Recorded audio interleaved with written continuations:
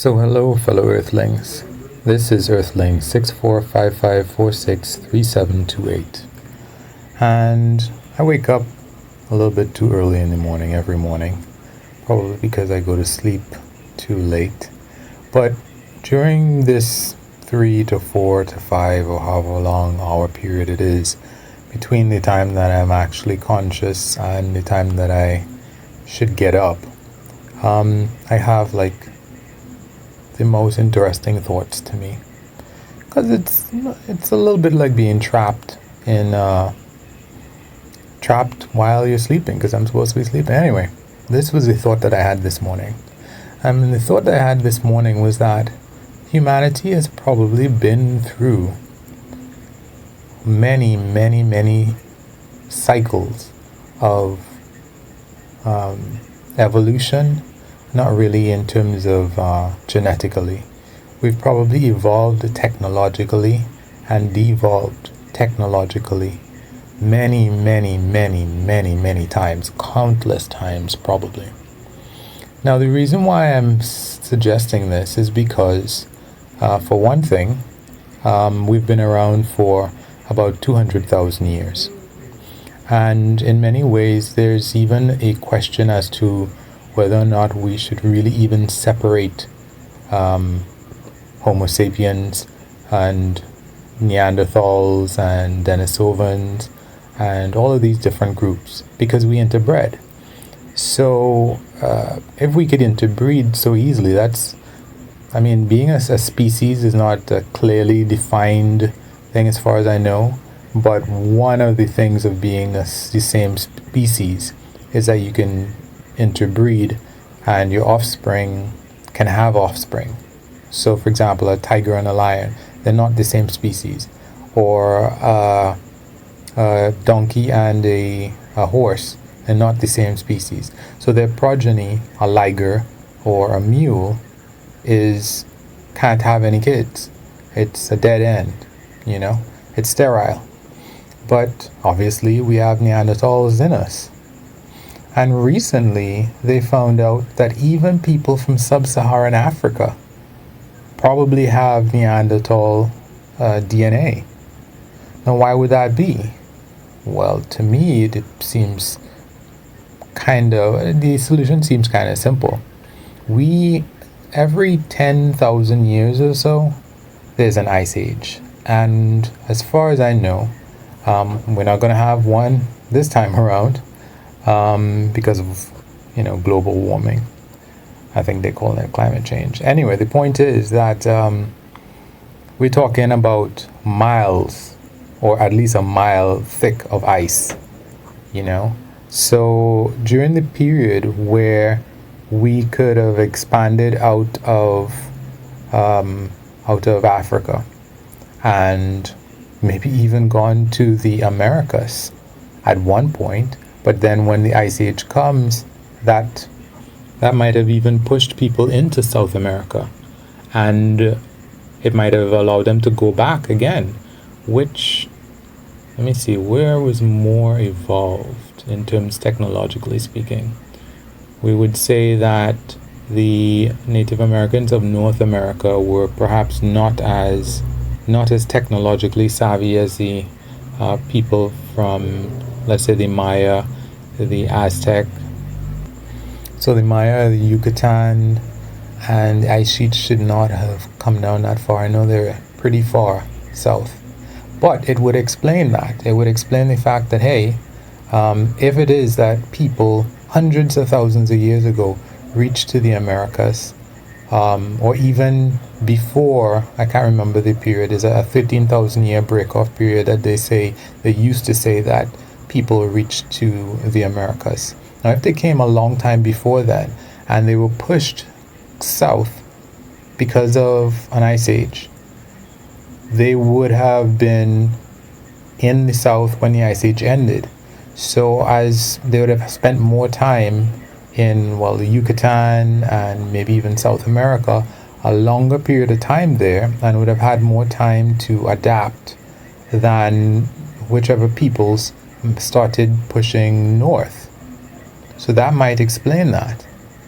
And at the same time, on the African, European side, it would explain why sub-Saharan people have Neanderthal DNA, because the Neanderthals during an ice age might have gone back to Africa, interbred with the people there, then pushed north again when it thawed. But part of what I'm thinking of is that, okay, if you look at the Bible is interesting if you take it in terms of the fact that maybe the Garden of Eden refers to hunter-gathering.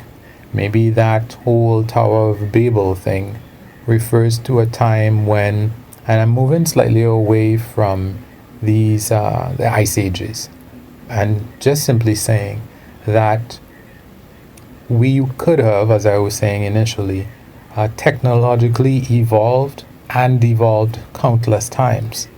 And beyond the ice age, that's one marker for a technological devolution, if you will, because there would be like the diseases, outbreaks like the bubonic plague, how it affected Europe.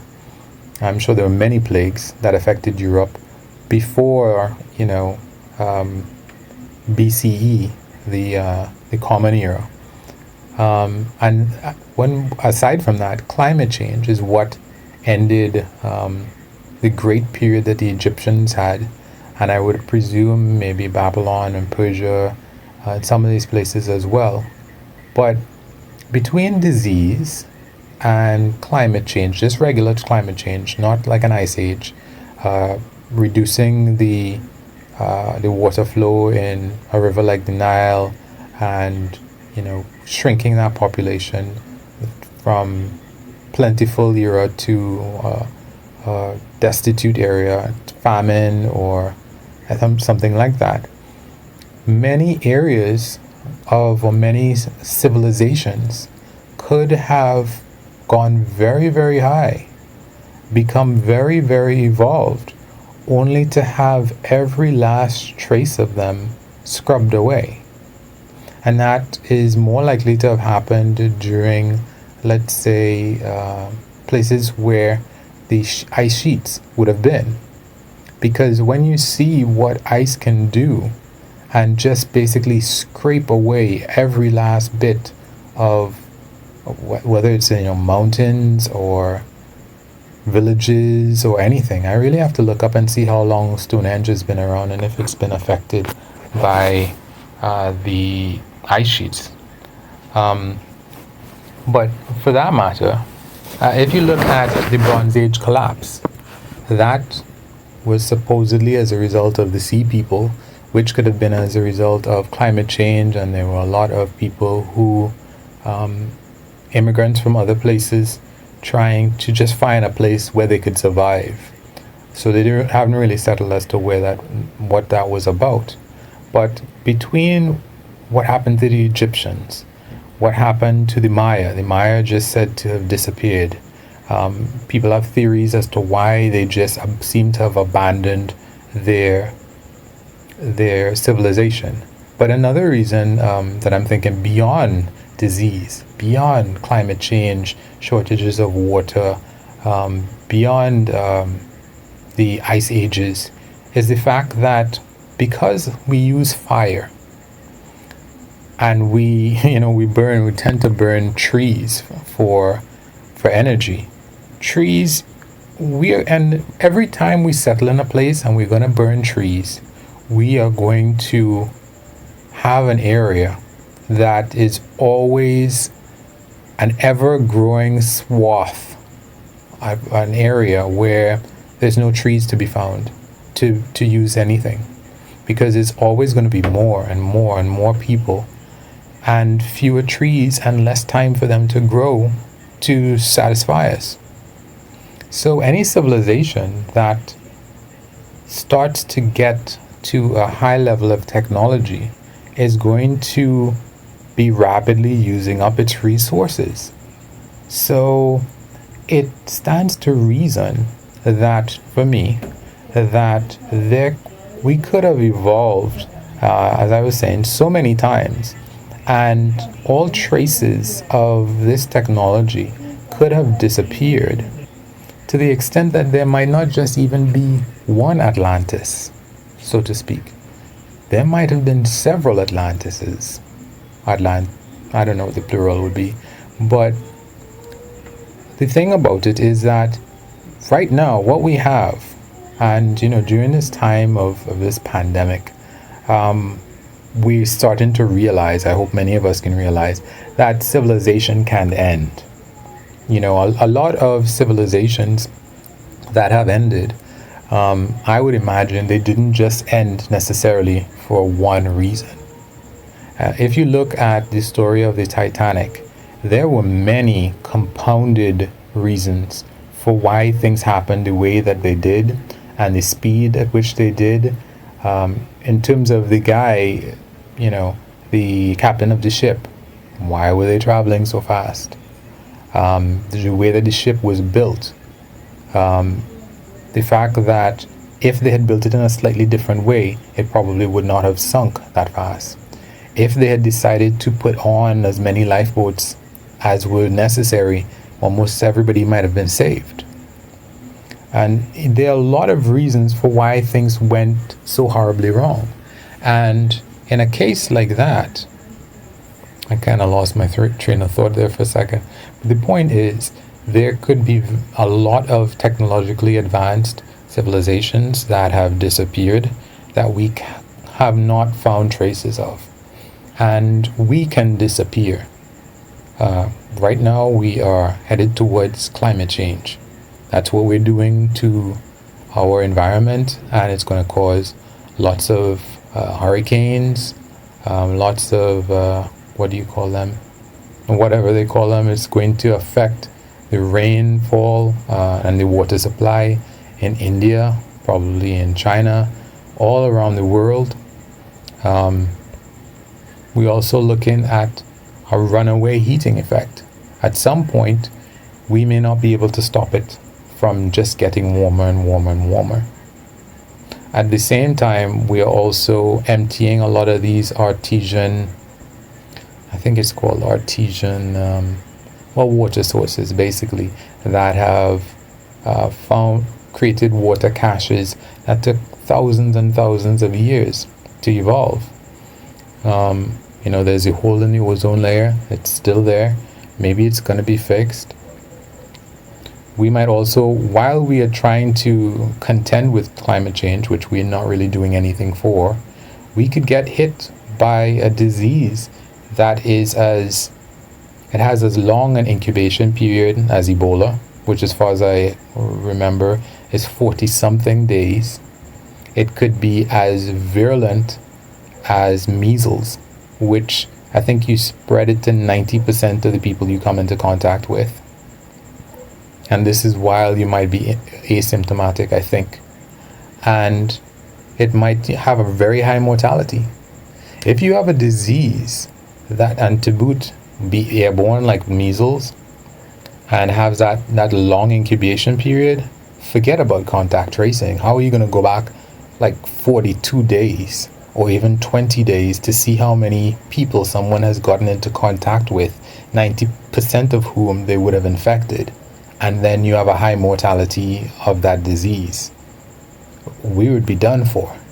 We would be done for almost before we even knew what was happening. Because by the time the first person was dying of it, almost all of us would have it already. So that could just come up on us any given day. And given the more people that there are, it means that, especially when more people are living in cities, especially since we can travel, around the world, probably in less than 24 hours, just spreading this disease, we could be gone in the twinkling of an eye. And how long would it take for every last trace of us to be gone? Well, the stuff that's on the moon would be there until radiation broke it down. I think they were saying that Elon's car eventually would be broken down by radiation. I don't know how long it would take on the moon, but we could just disappear. And, we think that, okay, fine, we have renewable energy sources, we could go full hog into that. Well, yeah, I suppose we could. Well, to begin with, fossil fuels only gonna last. Fossil fuels are probably, if we were to just take that path, they might last for the next 500 years or so. So it's not forever. 500 years, that's when Christopher Columbus just sailed across the Atlantic just 500 years ago. I mean, even the what you call it, the Roman Empire was longer than 500 years, I assume. So I mean, that's the twinkling of an eye. And if in some remote place people knew they weren't connected to us, so they didn't die of the disease, but if they were able to continue, they would have,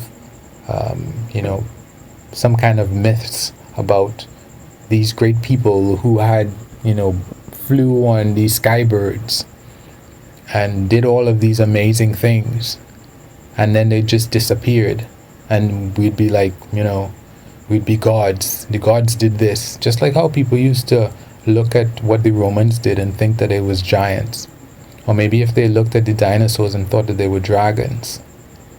So there could be many different civilizations that are like Atlantis, that are just beyond. And a volcano erupted, and there were 2 or 3 years of, the sky being blotted out, no food. We've had that. We've had the population of humanity go down, they say, to just a couple of thousand individuals. We can check that in our genes. 70,000 years ago, that's what they say. So we might not be here the next 100 years. We keep taking it for granted that we will be, but we might not be here. And I think that that's interesting. And we should not take the fact that we will just go from this point to traveling through space and just become a spacefaring civilization.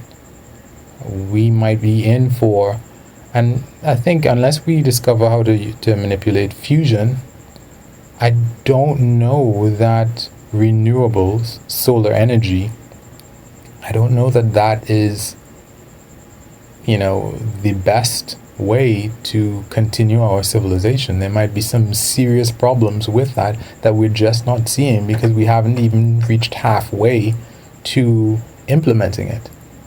So anyway, guys, you can wish me luck. You can like or unlike, comment, subscribe, and or share. Peace.